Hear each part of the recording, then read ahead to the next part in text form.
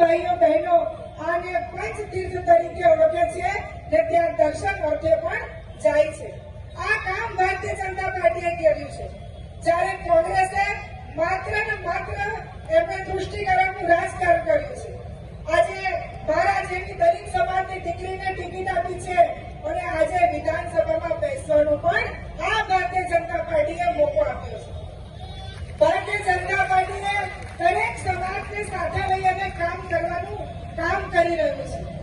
જ્યારે અમારા નરેન્દ્રભાઈ મોદી સબકા સાથ સબકા વિકાસ સાથે કામ કરી રહ્યા છે, ત્યારે આ કોંગ્રેસના લોકો તેમને હેરાન પરેશાન કરી રહ્યા છે ને મારા દલિત સમાજના લોકોને ગુમરાહ કરવાનું કામ કરી રહ્યા છે. હું આજે દલિત સમાજની એક મહિલા તરીકે જરૂર વાત કરીશ કોંગ્રેસના નેતાઓને કે આ તમારું તૃષ્ટિકરણનું રાજકારણ, આ તમારા ડબલ ચહેરાનું રાજકારણ અમારા દલિત સમાજના લોકો સમજી ગયા છે અને તેના જ માટે આજે ત્રીજી વખત નરેન્દ્રભાઈ મોદીને વડાપ્રધાન બનાવ્યા છે.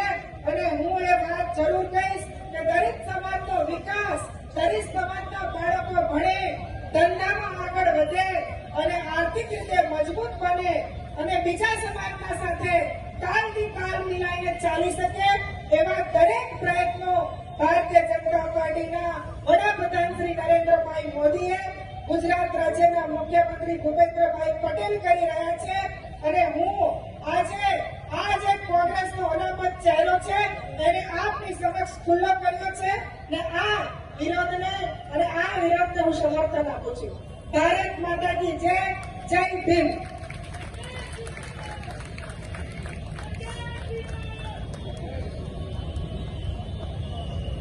ખૂબ ખૂબ આભાર ધારાસભ્ય શ્રી અખામાના ધારાસભ્ય દસ્તાને. અને વર્ષો સુધી મત લીધા પછી રોજ પીટીને હવે લોકોને ખબર પડતી થઈ છે કે કોંગ્રેસે કેવળ દલિત સમાજના મતાધિકારનો ઉપયોગ જ કર્યો છે. અને હવે એ ખબર પડતી ગઈ છે ત્યારે જે કોંગ્રેસનો વાણી, વર્તન અને વ્યવહાર આપણે દેખી રહ્યા છીએ અને આજે એને ઉજાગર કરવા માટે આટલી મોટી સંખ્યામાં ઉપસ્થિત છે, ત્યારે હું એવા જ આપણા આસારવાના પૂર્વ ધારાસભ્ય અને ગુજરાત રાજ્યના પૂર્વ કેબિનેટ મંત્રી શ્રી પ્રદીપભાઈ પરમારને વિનંતી કરી કે તેઓ આવી અને આપણને માર્ગદર્શન આપશે.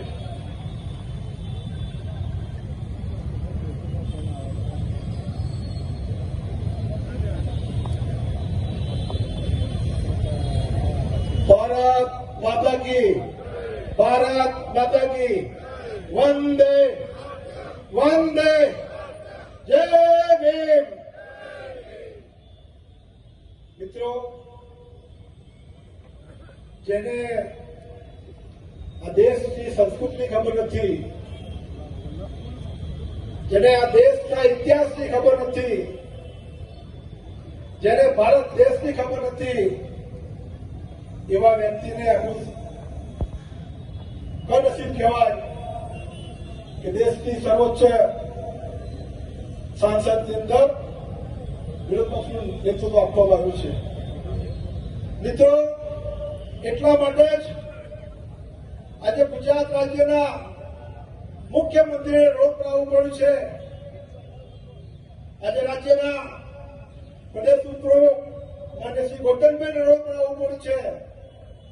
એવા જ આપણા વચ્ચે ઉપસ્થિત રાજ્યના અમદાવાદના પૂર્વના લોકપ્રિય સાંસદ અસ્તુભાઈ પટેલ, રાજ્યસભાના સાંસદ માન્ય નરેન્દ્રભાઈ, માન્ય મહેશભાઈ, અમારા કર્ણાવતી મહાનગરના ભારતીય જનતા પાર્ટીના સન્માનીય અધ્યક્ષ શ્રી અમિતભાઈ, સર્વે ધારાસભ્યશ્રીઓ, સર્વે મહાનુભાવ, સૌ ઉપસ્થિત ભારતીય જનતા પાર્ટી કાર્યકર્તાઓ અને ખૂબ મોટી સંખ્યામાં ઉપસ્થિત સૌ અમારા આ ધરણાના પ્રદર્શનના કાર્યક્રમમાં સમર્થન આપવા ઉપસ્થિત સર્વે ભાઈઓ અને બહેનો.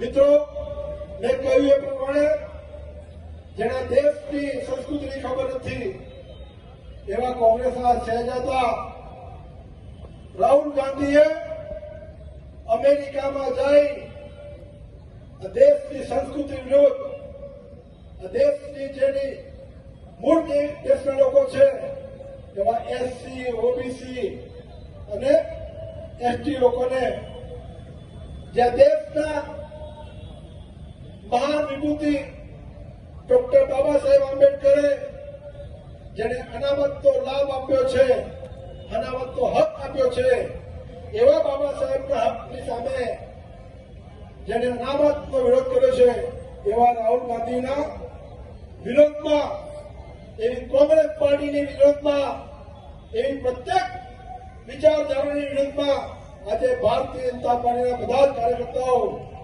કર્ણાવતીના બધા જ કાર્યકર્તાઓ અનામત નીતિની સમર્થનમાં આજે આ મંચ પર બેઠા છે. મિત્રો, આ કોંગ્રેસનું કલ્ચર, આ કોંગ્રેસનો ઇતિહાસ એ હર હંમેશ દલિતો માટે ડોક્ટર બાબા સાહેબ આંબેડકરની વિરુદ્ધમાં રહ્યો છે.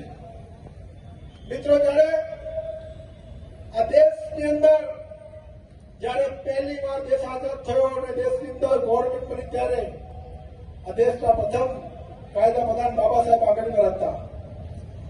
ત્યાં પણ આ કોંગ્રેસના લોકોએ અને ખાસ કરીને નહેરુએ બાબા સાહેબે કામ કરવા ન દીધું અને અધ વચ્ચે બાબા સાહેબને પોતાના પ્રધાન પદ પરથી કાયદા પ્રધાન તરીકે રાજીનામું આપવું પડ્યું.